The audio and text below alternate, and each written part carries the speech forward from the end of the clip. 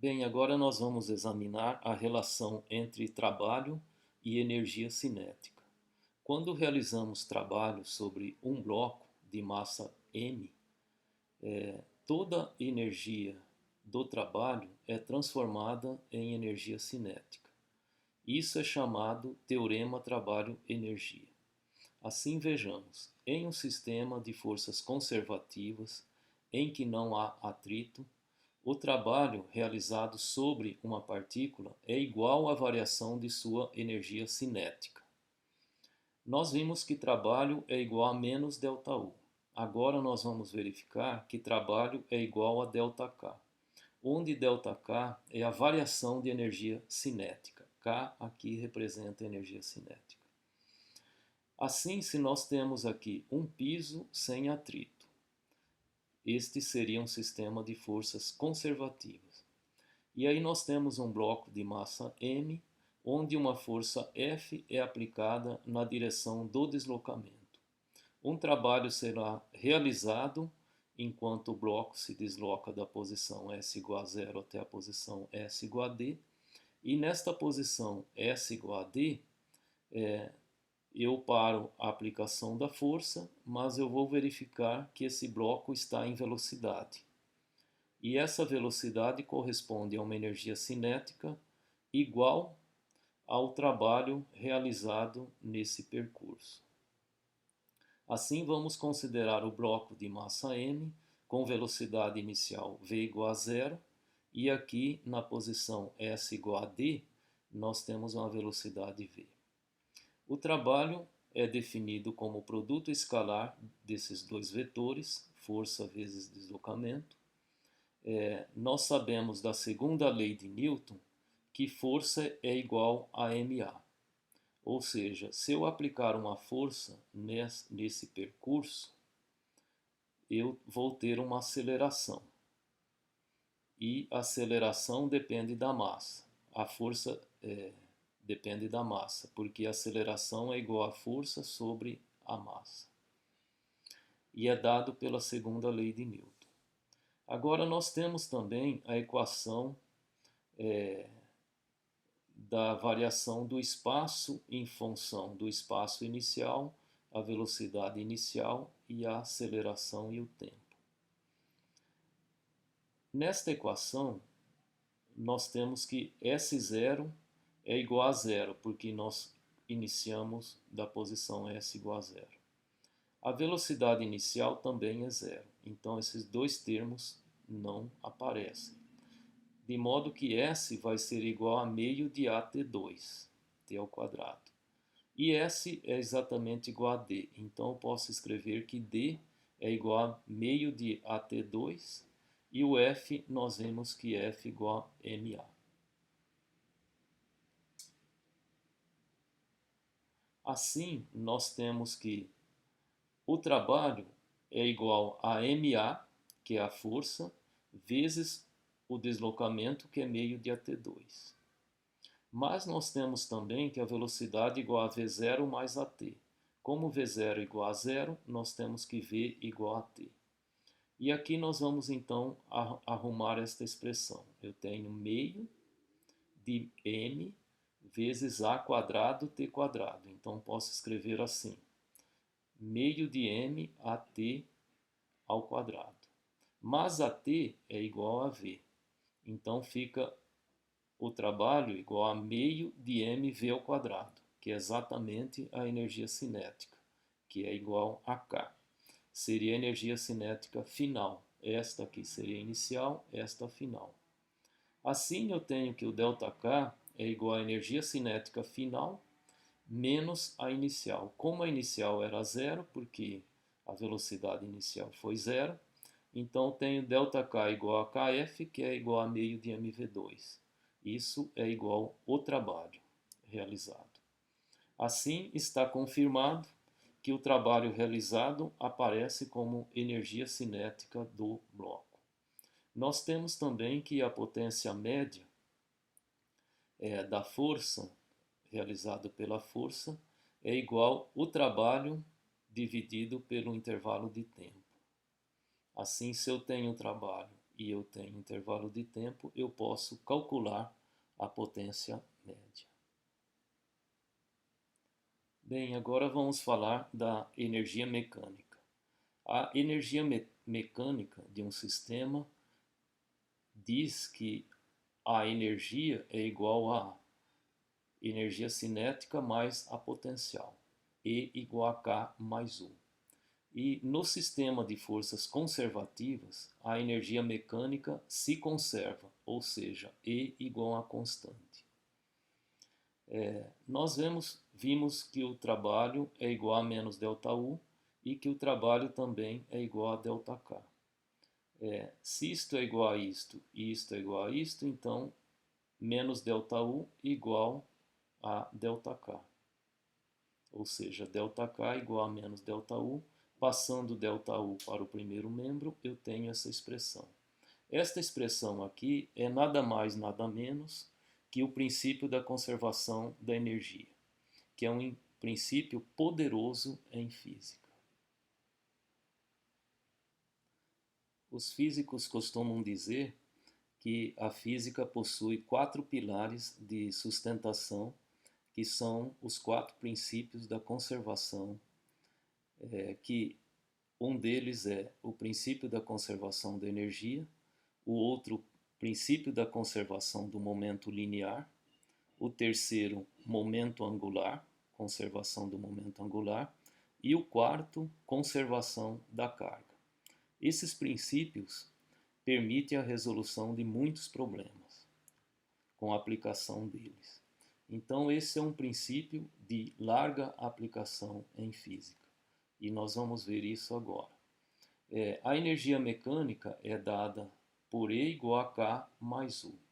Se eu imaginar uma variação na energia cinética, um ΔK, e aqui uma variação na energia potencial, ΔU, a variação de ΔK tem que compensar a variação de ΔU, porque não pode ter ΔE se o sistema é conservativo, pois a energia é igual a constante. Então, se eu imaginar ΔE igual a ΔK mais ΔU, isso é igual a zero porque ΔK mais ΔU é igual a zero. Então, significa que ΔI também é zero. Se ΔI é zero, é porque E é uma constante. Certo? Agora, para ilustrar isso daí, vamos imaginar um sistema, ou esse exemplo aqui, em que uma bolinha é jogada para cima. Essa bolinha tem massa m, e aqui nesta linha eu defino a energia potencial inicial como sendo igual a zero. Então vamos escrever UI igual a zero. Esta é a posição inicial, e aqui a uma altura h eu tenho então uma energia potencial UF igual a mgh. E aqui então seria a posição F, né? Agora, se essa bolinha está sendo jogada para cima, ela tem uma velocidade inicial, quando ela passa aqui nessa linha. Então ela tem essa velocidade, com a altura ela vai perdendo velocidade. Conforme ela sobe, vai perdendo velocidade, então aqui eu desenhei com a velocidade menor do que a inicial. Aqui nessa linha, ela tinha uma energia cinética inicial, e aqui nesta linha uma energia cinética final, ou seja, eu estou considerando dois estados, o inicial e o final. O inicial nesta linha horizontal e o final nesta linha horizontal. Assim, nós vamos escrever o princípio da conservação de energia e vamos calcular as grandezas. Veja que ΔK mais ΔU igual a zero. Quem é o ΔK? É o Kf menos Ki. O Kf, quem vai ser? Meio de mVf ao quadrado, porque aqui a velocidade é igual a f. E o Ki é meio de mVi quadrado. Então, eu escrevo isso. Mais ΔU. Quem que é o ΔU? O F menos o I. O F é mgh. E o I é igual a zero, conforme foi definido. Isso é igual a zero. Veja que a massa está em todos os termos, eu posso então cancelar a massa. eliminar a massa. Assim, colocando o meio em evidência, eu fico com o meio que multiplica Vf ao quadrado menos Vi quadrado é igual a menos GH, porque eu passei para o segundo membro. Arrumando, né, e passando 2 para cá, nós temos que Vf ao quadrado igual a Vi quadrado menos 2GH. Aqui Vf poderia ser um V e aqui o Vi V0. Veja que essa é a equação de Torricelli, que é uma equação famosa de larga aplicação nos cálculos. Essa equação de Torricelli é importante porque ela é nada mais, nada menos que o princípio da conservação de energia, porque nós aplicamos ele, né, para chegar nessa equação. Agora vamos ver um outro exemplo do bloco em movimento num piso sem atrito que vai se chocar contra essa mola que está fixa em uma parede. Assim o bloco vem em velocidade v, esse bloco tem massa m, e quando ele chega aqui, ele vai encontrar a mola, aí ele vai sofrer a ação da força produzida por essa mola no sentido da direita para a esquerda. E aí essa força vai diminuir a velocidade do bloco até ele parar quando ficar com velocidade igual a zero. A velocidade final aqui, então eu vou considerar igual a zero, que é quando ele para. E o deslocamento da mola é igual a x. Aqui nós temos a posição inicial, onde eu marco o zero, e aí vai até uma posição igual a x. Veja que toda a energia cinética do bloco foi eliminada e foi transformada em energia potencial da mola, se não houve atrito aqui no piso. Assim, no estado inicial, quando o bloco está nesta posição, nós temos que a energia cinética KI é igual a meio de mVi ao quadrado. E o I aqui é igual a zero, porque nós vamos considerar agora só energia potencial devido à ação da mola. Então aqui o bloco está livre, a mola não está sendo acionada quando ele está nessa posição, e a energia potencial aqui é igual a zero. E aqui nós temos a energia, o estado final. No estado final, a energia cinética é igual a zero, porque a velocidade é igual a zero quando ele para, este é o estado final. E aqui nós temos uma energia potencial da mola, que no caso, vocês já sabem, devem ter visto, que a energia potencial da mola é meio de kx2, x ao quadrado. Então vamos verificar isso aí. Nós temos que a força sobre uma mola é dada pela lei de Hooke, de modo que a força em função de x é igual a menos kx, onde k é a constante elástica da mola e x é a posição. Outra coisa, nós temos calculado o trabalho de uma força constante, uma força aplicada constante sobre um bloco. Então nós tínhamos uma força aplicada, uma força constante aqui aplicada e um deslocamento de 0 a d. Aí a gente calcula o trabalho como força vezes deslocamento. Aí vocês podem notar que o trabalho é numericamente igual à área desse retângulo, aqui descrito pelo gráfico da força versus distância. Assim, o trabalho é dado pela área. Mas no caso da mola, a força não é constante, porque a força depende de x. Quando x é igual a zero, a força é igual a zero. Quando x tem um valor maior, a força é maior. De modo que aqui nós temos uma força variável linearmente, que vai variando, e para calcular o trabalho eu tenho que verificar então a área sobre a curva. Então, digamos aqui que a força segue então a lei de Hooke e teria essa configuração aqui no gráfico. A força aqui no eixo das ordenadas está a força dada em Newton e no eixo das abscissas está o deslocamento, e aí vamos considerar um deslocamento D. A força então é dada por esse gráfico. A linha, né? A equação descreve uma reta com inclinação negativa, porque aqui o coeficiente de inclinação é igual a menos k. Aqui. Então a inclinação é negativa. Quando x igual a zero, a força é igual a zero. Quando x igual a d, a força é igual a menos kd. E assim então eu vou calcular o trabalho, seria F vezes D, mas o trabalho seria só a área que está aqui entre o eixo das abscissas e a reta que a equação descreve. Então aqui está representado o trabalho, que é dado por essa área.